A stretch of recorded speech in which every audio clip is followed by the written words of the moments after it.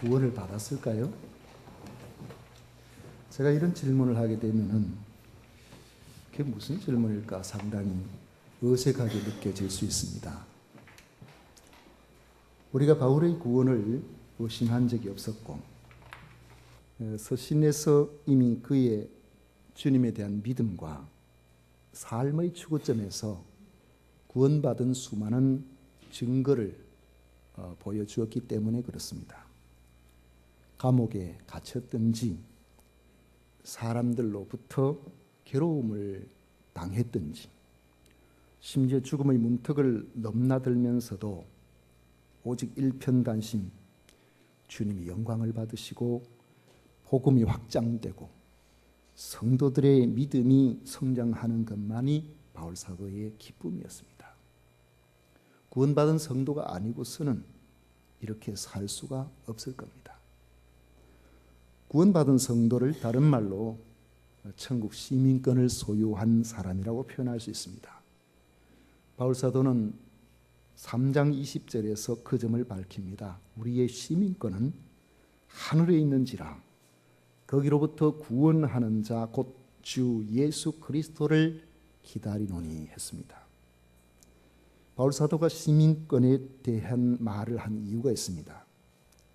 주전 31년에 로마가 마게도냐의 빌립보 지방을 차지한 이후에 전쟁의 공신들인 당시에 퇴역하는 군인들에게 빌립보 지방의 땅을 나누어 주면서 이 빌립보가 로마의 식민도시로 발전하게 됩니다. 콜로니아라고 좀 들어보셨죠? 이 식민도시를 말하는데 독일 같은 데는 퀼런이라고 아마 익숙하게 들어보신 분들이 많을 겁니다. 다 로마의 식민도시를 의미합니다. 그래서 당시의 빌립보의 시민들은 우리는 빌립보에 사는 자랑스러운 로마 시민이라는 자긍심을 가지고 그들은 살아갔습니다. 사도는 그 사실을 염두에 두고 빌립보 성도들에게 강력한 어조로 권면합니다. 오직 너희는 그리스도의 복음에 합당하게 생활하라. 그리스도의 복음에 합당하게 생활하라는 이 말은 빌립보 시민들이 자긍심을 가지고 로마 시민으로서 로마 시민답게 살려고 하는 것처럼 그리스도인이라면은 그리스도의 복음에 합당한 천국 시민 노릇을 해야 마땅하다는 것을 말씀하고 있는 것입니다. 성도들은 로마 시민과는 비교도 할 수 없는 천국 시민임을 우리가 기억하고 천국 시민으로서의 강한 자부심을 가지고 천국 시민다운 그런 삶을 살라는 말입니다. 구체적으로 말하면 28절 중간에 이것이 그들에게는 멸망의 증거요 너희에게는 구원의 증거니 이는 하나님께로부터 난 것이라고 했는데 여기에서 이것이라고 한 것은 바로 천국 시민답게 사는 것이야말로 빌립보 성도들이 구원을 받았구나, 구원을 받은 하나님의 백성이구나 하는 외적인 증거가 될 것이라는 말입니다. 사도가 본문에서 언급하는 천국 시민으로서의 구원받은 증거 세 가지를 같이 생각해 보려고 합니다. 첫째로는 한 마음으로 서서 한 뜻으로 복음의 신앙을 위하여 협력하는 것입니다. 27절에 보십시오. 오직 너희는 그리스도의 복음에 합당하게 생활하라. 이는 내가 너희에게 가보나 떠나 있으나 너희가 한 마음으로 서서 한 뜻으로 복음의 신앙을 위하여 협력하는 것과 했습니다. 첫 번째 구원의 증거는 복음의 신앙을 위하여 협력하는 것이랍니다. 바울 사도는 빌립보의 성도들이 자신이 지금 그들을 떠나서 로마에서 연금 상태에 있는 지금 이런 형편에서나 아니면 그들과 함께 있을 때나 그런 것과 상관없이 복음의 신앙을 위하여 온 성도들이 한 마음이 되어서 협력하고 있다는 소식을 듣기를 원했습니다. 한 마음으로 협력하지 않으면 복음의 신앙은 결코 왕성할 수가 없기 때문에 그렇습니다. 당시 로마 제국은 세계 제1의 강한 나라였습니다. 이런 로마가 아주 버겁게 생각한 나라가 있었는데 동방의 파르티아라는 나라입니다. 이 파르티아는 주전 3세기에서 주후 3세기까지 한 500년 동안을 존속한 그러한 나라인데 페르시아 제국의 뒤를 이었다고 생각할 수 있는 대국입니다. 지역적으로는 무더운 사막 지역을 통과해야 이쪽으로 갈 수가 있습니다. 주로 이란, 지금 이라크 북쪽, 그 위에 아르메니아를 지금 이 파르티아가 거의 속국처럼 할 정도로 아주 강대한 그러한 나라였습니다. 천하무적이라는 로마군도 파르티아를 제압하기 위해서 몇 번 출정을 했지만은 갈 때마다 파르티아에게는 벌써 가는 그 도정에서 벌써 힘을 많이 잃어버렸고 막상 전쟁하게 되면은 전쟁에서 번번이 패했습니다. 그래서 로마는 이 파르티아를 정복해서 자기들의 속국으로 삼는 것은 애초에 단념을 하고 그냥 유프라테스 강을 방어선으로 삼아서 저들이 지금 시리아 쪽이죠. 그쪽으로만 넘어오지 않는다면 그것으로 만족하고 그렇게 할 수 있도록 그들이 동방 정책을 정해놓았습니다. 이런 파르티아 그렇게 강한 나라지만은 파르티아도 로마와의 전쟁에서는 부담스럽게 마찬가지입니다. 힘이 없어서가 아니고 왕위 계승 문제로 번번이 내분이 일어났기 때문에 그렇습니다. 만약에 그들이 똘똘 뭉쳐서 힘있게 했다면 우리가 지금으로 말하면 요르단, 팔레스타인 땅, 시리아 땅 이런 곳은 충분히 전쟁할 수 있는 그래서 더 큰 영토를 장악할 수 있는 힘을 가지고 있었지만은 항상 그 내분의 왕을 누가 할 것인가 조금만 그냥 틈만 보이면은 형제들 가운데 누구를 옹립해가지고 또 내분이 일어나고 이런 일들이 발생하니까 약해질 수밖에 없었던 것입니다. 바울 사도는 빌립보 성도들에게 이렇게 내분이 일어나는 이러한 상황을 경계하면서 복음의 신앙을 위하여 하나 되라고 권하고 있는 것입니다.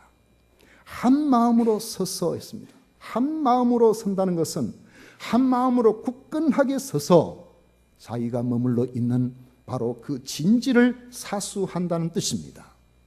비록 수가 적어도 한 마음으로 자기에게 주어진 그 사명인 진지를 사수하는 그 일에 소수의 병력이지만 힘을 합쳐서 죽음을 무릅쓰고 그 진지를 사수하려고 하는 확고한 결의를 가진 병사들이 있다면 쉽게 그 진지를 무너뜨릴 수가 없을 것이고 그 진지를 무너뜨리기 전에 이미 벌써 뒤에서 많은 군대들이 그 진지를 돕기 위해서 원군으로 찾아오게 될 것입니다.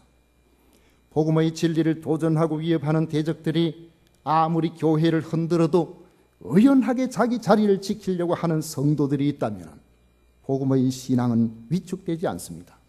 사탄은 복음의 신앙을 위축시키기 위해서 온갖 간사한 방법을 다 동원합니다. 대적자들의 위협으로 두려움을 갖게 만듭니다. 더러운 세상 문화를 용납하게 만들어서 교회가 교회다운 거룩성을 가지고 있어야 되는데 그 거룩성을 다 잃어버리게 만듭니다. 때로는 과도한 의협심을 가진 이들을 충동질해서 확실하지도 않은 정보를 가지고 사람들을 서로 비난하게 만들어서 이 교회를 분열시키는 이런 일을 하기도 합니다.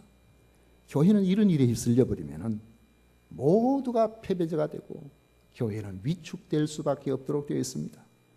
그러므로 진실한 성도들은 복음의 신앙을 위축시키는 일이 생기지 않도록 늘 조심하고 자기 유익에 초연해야 되고 서로 양보하고 그래서 하나가 되려고 힘써야 되는 것입니다. 오해를 당하고 피해가 있어도 복음의 신앙을 위해서 주의 피로 값지으신 교회의 공동체에 그러한 영광이 있다면 기꺼이 양보하고 협력하려고 하는 이유가 거기에 있습니다. 바울 사도는 이런 것이 성도에게 있어서는 구원의 증거라고 합니다. 그런 점에서 볼 때 교회를 혼란스럽게 하거나 무너뜨리려고 하는 그러한 시도를 획책하는 그러한 대적자들은 하나 되는 교회 공동체 앞에서 멸망의 증거가 될 것입니다. 바울 사도는 빌립보 교회가 천국 시민으로서 천국 시민답게 한 마음으로 복음을 위하여 협력한다는 그런 소식을 듣기를 간절히 원했던 것입니다. 바울 사도가 듣고 싶었던 또 한 가지는 무슨 일에든지 대적하는 대적자들 앞에서 두려워하지 아니하고 담대히 믿음을 지킨다는 소식이었습니다. 28절 보십시오. 무슨 일에든지 대적하는 자들 때문에 두려워하지 아니하는 이 일을 듣고자 함이라 했습니다. 당시 로마 군대의 특징은 두려움이 없는 군대라는 겁니다. 적과 싸워도 로마 군대가 패하는 일이 거의 없었기 때문에, 그래서 무적 군대라 그러죠. 그 까닭은 로마군은 병참으로 이긴다. 그 말 아마 여러분 들어보셨을 겁니다. 그런 표현, 거기에 이유가 있습니다. 전쟁이 임할 때는 총사령관이 반드시 출전하기 전에 사기를 북돋우는 그런 연설을 합니다. 그런데 그들의 연설의 내용은 일반적으로 우리 생각하기에 우리는 반드시 이길 수가 있습니다. 여러분 힘을 내십시오. 우리는 수가 적어도 우리가 용맹하기 때문에 이길 수 있습니다.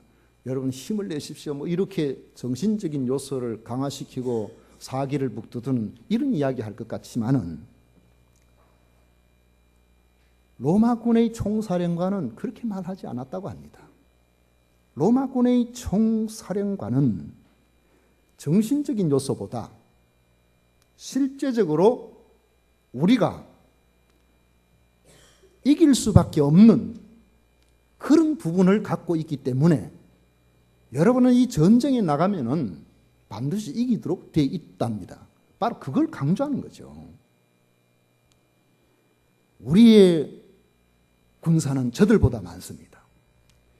우리의 훈련된 우리의 전투력은 저들을 능가합니다. 우리의 장비는 저들의 칼들보다 훨씬 더 뛰어납니다. 우리는 아무리 전쟁 상황에 놓였어도 뒤에서 끊임없이 군량이 공급되기 때문에 양식이 없어서 굶는 일이 없습니다. 끊임없이 지금 가지고 있는 모든 것들로 볼 때에 이 전쟁에서는 우리가 이길 수밖에 없다고 설득하는 거예요. 그래서 로마군이 보통 전쟁을 벌일 때에 우리는 보통 생각하기에 아주 능력이 있는 사람들이 싸우면은 10,000명을 가지고 20,000명을 대적해서 그렇게 힘있게 해서 싸우면은 그렇게 이길 때 대단하다 이렇게 생각하지만은 피치 못한 상황에서만 그렇게 했지. 대부분의 로마 군대의 전투 방법은 적이 50,000이면은 50,000 이상의 군대를 반드시 동원합니다.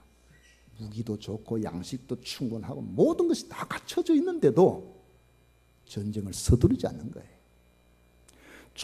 충분한 것들을 준비해서 군인들이 생각해 볼 때에 병사들이 야 우리 숫자가 저들보다 많다. 우리 무기가 저들보다 많다. 우리는 군량미가 충분히 준비가 되어 있다. 우리의 총사령관은 정말 유능한 사람이다. 이 전쟁에서는 우리가 이길 수밖에 없다. 그렇기 때문에 우리는 이 전쟁에서는 살아남을 수 있고 이 전쟁에서는 반드시 좋은 결과로 우리에게 많은 전리품이 주어지게 될 것이다는 이러한 승리를 확신하고 불안해하지 않고 전쟁에 임하게 된다는 것입니다.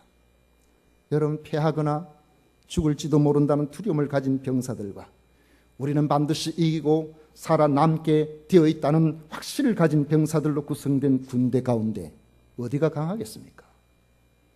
사도는 빌립보 성도들에게 적들을 두려워하지 않는 로마인의 그 정신을 상기시키면서 그리스도인들은 두려워하지 말고 복음을 위해서 싸워야 한다고 말합니다. 그 이유는 우리의 총사령관이 되시는 그리스도께서 이 복음 신앙을 위하여 싸우는 성도들에게 이미 승리를 보장해 주셨기 때문에 그렇습니다. 바울 사도는 그것을 알기 때문에 감사할 수 있었습니다. 고린도전서 15장 57절에 보면 우리 주 예수 그리스도로 말미암아 우리에게 승리를 주시는 하나님께 감사하노니 했습니다. 사도 요한은 그것이 우리의 믿음이라고 선언합니다. 요한일서 5장 4절에 보면 무릇 하나님께로부터 난 자마다 세상을 이기느니라. 세상을 이기는 승리는 이것이니 우리의 믿음이니라. 우리가 믿고 따르는 우리 구주 예수께서 영적 전쟁의 총사령관이 되어주시고 천군 천사를 동원해 주시기 때문에 우리는 이 영적 전쟁에 승리할 수밖에 없는 것입니다. 우리가 구원받은 사실을 무엇을 보고 알 수 있습니까? 복음을 방해하는 원수가 멸망할 것을 우리는 무엇을 보고 알 수 있습니까? 사도는 우리의 두려워하지 않는 담대한 믿음이 그 증거라고 말하고 있는 것입니다. 복음의 신앙을 방해하는 어떤 세력 앞에서도 우리가 예수 그리스도를 믿음으로 주님을 따르는 영적 군사로서 담대하다면 그것은 곧 우리가 구원받았다는 증거일 것이고 우리를 대적하고 방해하는 원수들은 멸망의 증거가 될 것입니다. 그러므로 성도는 복음의 신앙을 방해하는 것들 때문에 두려워해서 안 되는 것입니다. 또 한 가지는 우리에게 여러 가지 주어지는 고난이 있을 때에 바로 이 고난도 하나님께서 우리에게 허락하신 은혜의 분량이라는 사실을 받아들이는 것입니다.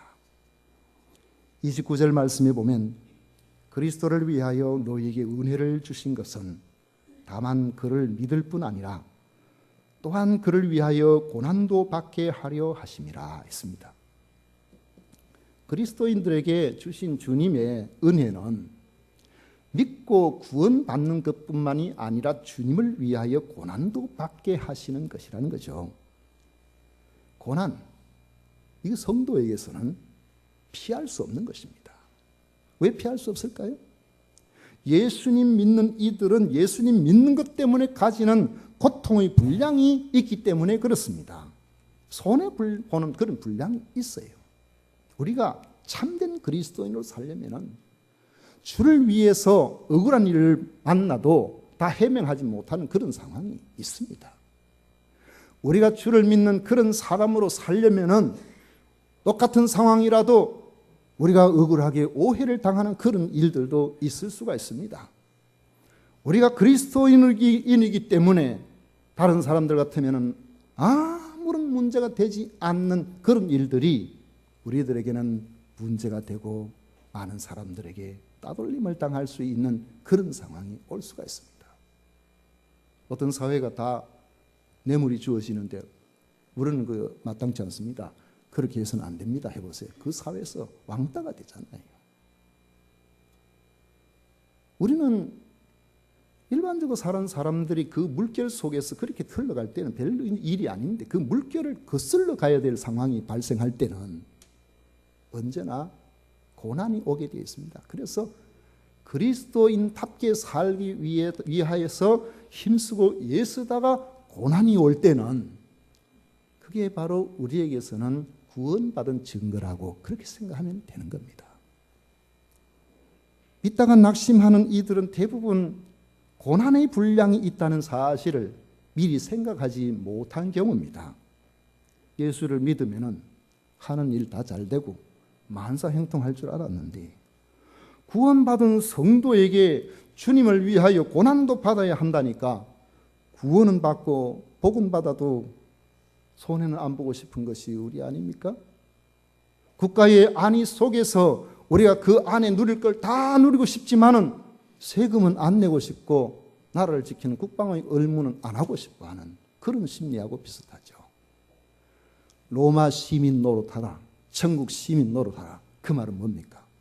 권리를 누리는 것뿐만 아니라 의무를 잘 감당하는 그 일도 있다는 것입니다. 그들에게는 엄청난 권리가 있습니다. 그러한 권리들을 감당하기 위해서는 적으로부터 나라가 위태로울 때는 그들은 모든 것들을 내려놓고 전장에 나가야 됩니다. 생명을 내려놓고 지켜야 됩니다. 그게 로마 시민들이에요. 이처럼 우리가 그리스도인이라면 그리스도인으로서 하나님 주신 영광스러운 천국 시민으로서의 삶도 있지만은 천국 시민으로서 살기 위해서 이 땅에 당해야 될 고난도 있다는 사실을 우리는 분명히 알고 살아가야 됩니다. 마태복음 13장에 보면 예수님께서는 씨 뿌리는 비유를 주셨죠. 천국 시민의 천국 복음의 씨가 뿌려질 때에 어떤 씨는 길바닥에 떨어지고 어떤 씨는 돌밭에, 어떤 씨는 가시떨기에, 어떤 씨는 좋은 땅에 떨어졌다고 말씀하고 있습니다. 길가에 떨어진 씨는 길이 딱딱하니까 씨가 흙에 묻거나 이렇게 하지를 못하고 그냥 드러나 있습니다. 마귀를 상징하는 새가 쭉 날아가다 보니까 길가에 먹을 만한 게 있거든요. 새는 원래 눈이 아주 밝습니다. 그래가지고 손살같이 내려가서 그 씨앗을 가져가 버린 거죠. 천국 복음이 전해져도 그 안에서 뿌리 내리기 전에 이미 사단이 가져가 버린 것이죠. 돌밭에 떨어진 씨앗은 적당한 습기와 온도가 있으면 그 사이에서 싹이 이렇게 올라올 수가 있는데 한낮에 뜨거운 태양이 내리쬐니까 이 돌이 바짝 달아요. 저는 이 돌이 달아서 뭐 이런 이야기를 하면은 어릴 때 생각이 납니다. 어릴 때는 시골의 그 닭장에 닭을 이렇게 키워서 그 저녁 되면은 그 닭이 올라가서 회에 쭉 올라 있으면 닭문을 닫아주고, 안 그러면은 뭐 족제비라든지 뭐 짐승들이 와서 닭을 잡아가니까요. 또 이제 아침 되면 문 열어놓고 그러는데 보면은 아유 그 토종 닭이라 하는지 모르겠습니다만은 닭이 알을 이렇게 낳아놓으면은 그 알은 꼭 잘 챙겨서 갖다 드려야 되는데 보니까 이게 낮에 하나 낳은 게 있어요. 그래가지고 이걸 말이죠. 그냥 날달걀을 하나 먹고 싶어가지고 그때 누구 하고 있을 때인지 모르겠습니다만 바로 집 입구 쪽에 도랑이 흐르는데 거기에 보면은 도랑이 그 바위도 있고 이렇게 있는데 어떻게 깨다 보니까 잘못 깨가지고 거기만 그대로 이게 입으로 들어가야 될 게 그냥 바위에 툭 떨어져 버렸어요. 얼마나 아깝습니까? 근데 좀 있다가 보니까 이게 순식간에 누렇게 이상하게 변하는 거예요. 한여름이 돼가지고 완전히 돌이 달아 있었는데 순식간에 계란 프라이가 됐어요. 그래서 한동안 계란 프라이를 별로 안 좋아했습니다. 뭔가 뭐 좀 그 느낌이 좀 그렇더라고요. 씨앗이 나서 이제 겨우 싹이 나려고 하는데 아직까지 뿌리가 지금 강하게 박히지도 않았는데 그 뜨거운 열사의 나라의 그 열기가 돌에 달아서 그 올라오는 것을 바짝 그냥 다 들어가게 만들어버린 것이죠. 이건 뭘 의미합니까? 처음에 복음을 받아들이면 이야 예수 믿는 게 이렇게 좋으냐고 그렇게 춤추고 좋아 뿌리가 내리고 싹이 올라오는 것이죠.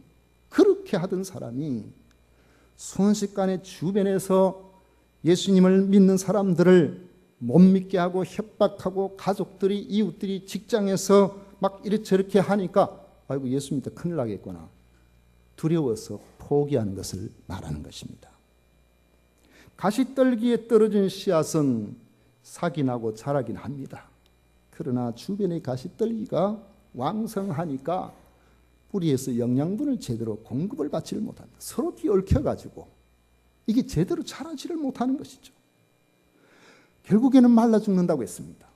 예수님을 믿어도 주님보다는 세상 걱정, 세상 욕심 이런 것들이 자꾸의 우리의 믿음의 양분을 다 빼앗아 가버리니까 믿음이 자라지를 못하고 중간에 포기해버리는 경우가 같습니다. 돌밭이나 가시떨기에 떨어진 씨앗과 같은 믿음은 결국에는 무엇을 의미합니까? 예수님을 믿어도 내 생각을 포기하지 않고 내 유익을 포기하지 않고 손해보지는 않겠다는 그러한 생각이 들어있을 때에 그렇게 되는 것입니다. 구원은 받고 싶지만은 이 땅에서의 많은 것들을 그저 붙잡고 이것들을 놓치지 않고 싶어하는 그러한 마음이 있을 때에 온전하게 믿음이 열매가 맺힐 수가 없는 것입니다. 그러나 좋은 땅에 떨어진 씨앗과 같은 이러한 믿음은 예수님을 믿고 구원받는 것이 좋아서 천국 시민으로서 이 권리만 누리는 것이 아니라 우리 앞에 놓여 있는 그러한 대적자들의 박해에서 천국 시민으로서 병사로서 자기 역할을 잘 감당하고 여러 가지 우리를 유혹하는 세상 염려가 있어도 주님 앞에 맡겨드리고 그렇게 살고 욕심이 나도 주님과 천국을 위하여 기꺼이 포기하고 믿음을 지키는 것을 말합니다. 이런 태도를 보면 그 사람이 구원을 받았구나. 이 사람의 속에는 진실로 주님을 사랑하는구나. 주를 위해서 땅에서의 이런저런 여러 가지 것들이 올 때에 자기 유익을 기꺼이 포기하고 자기 권리보다 의무를 주장하는 이런 삶을 살아가는구나. 그걸 우리가 알 수가 있는 것이죠. 말씀을 맺도록 하겠습니다. 우리가 구원받은 증거는 천국 시민 노릇을 얼마나 잘하느냐 그거 보고 알 수 있다는 것입니다. 우리가 사람을 다 판단하지는 못하죠. 그리고 주님 앞에 가봐야 알죠. 그러나 바울 사도는 오늘 이 말씀을 통해서 천국 시민은 이런 몇 가지 증거가 있는데 첫 번째로는 주의 영광을 위하여 교회 공동체를 위하여 하나 되려고 힘쓰고 애쓴다는 겁니다. 여러분 하나 되지 않으면요 한순간에 무너져 버려요. 제가 이거는 그 전에도 한 번씩 예를 들어서 이야기를 드린 적이 있습니다만은 옛날에는 장례 치르면은 전통적으로 장례 방식이 상여 메고 가지 않습니까? 상여 메고 가면은 뭐 9명이 맬 때도 있고 16명이 4명씩 이렇게 양쪽에 8명, 16명이 맬 때도 있는데 옛날에는 사람들이 많으니까 16명이 메고 가기도 하고 그랬어요. 그런데 장지가 예전에는 보통 선산이 주로 좀 높은 곳에 많이 있어가지고 다리도 건너야 하고 시내도 건너고 또 도랑도 건너고 오르막도 올라가야 되고 막 그래야 되는데 그때 보면은 꼭 짓궂은 사람이 한두 사람은 있어요. 지금 힘을 내서 올라가야 되는데 힘내가지고 하면 올라가는데 그 중에 한 사람이 발을 딱 버티고는 가만히 15명이 그 한 사람은 못 이기는 거예요. 오르막에. 발을 버티고 있으면 이게 휙 돌아가 버려요. 그러면은 또 상주들이 제발 좀 잘 가달라고 그 새끼 줄에다 돈을 걸고 이래가 또 그 다음 또 한 몇 걸음 또 올라가고 꼭 짓궂은 사람이에요. 제가 그때 느낀 것이 한두 사람을 방해로 그 많은 사람 전체의 진로가 방해될 수 있다는 그런 생각입니다. 공동체는 하나 되기에 최선을 다해야 됩니다. 서로 하나 되려고 애를 써야 됩니다. 그리고 총사령관 되시는 예수님의 능력을 믿고 담대하게 자기 자리를 지켜야 됩니다. 그 자리에 굳건하게 있어야 돼요. 그 자리를 사수해야 됩니다. 그리고 자기 몫의 고난을 각오하려고 힘써야 됩니다. 바울사도는 그렇게 살았습니다. 저도 그렇게 살고 싶습니다. 여러분들도 그렇게 사셔서 교회 공동체를 통하여 하나님의 영광을 받으시고 복음의 확장을 원하시는 주님의 뜻을 이루어 내는 이 일에 우리 모두가 하나 되어서 우리가 구원받았다는 사실을 바깥으로 누가 봐도 알 수 있는 이런 구원받은 증거를 드러내는 우리 모든 성도님들이 되시기를 축원합니다. 기도하겠습니다. 고마우신 하나님,